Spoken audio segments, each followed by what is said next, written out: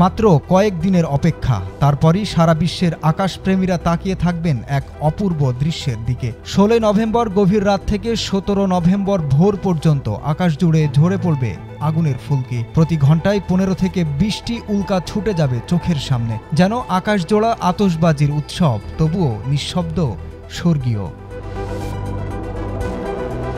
জ্যোতির্বিজ্ঞানীদের ভাষায় এবছর দেখা যাবে অন্যতম উজ্জ্বল লিওনিড উল্কা বৃষ্টি। রাত 12টা থেকে ভোর 3টা পর্যন্ত চলবে এর মূল পর্ব।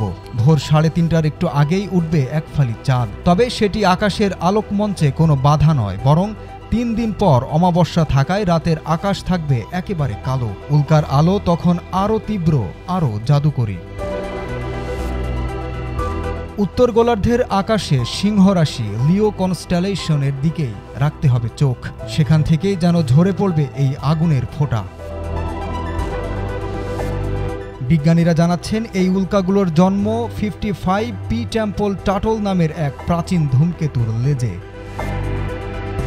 শতাব্দী আগে সূর্যকে ঘিরে ঘুরতে গিয়ে সে রেখে গিয়েছিল অসংখ্য ধূলিকণা। প্রতি বছর নভেম্বরে পৃথিবীর সেই ধুলোর পথে প্রবেশ করলে তারা জ্বলে ওঠে। বাতাসের সঙ্গে সংঘর্ষে তৈরি হয় তারা খসার ঝলকানি।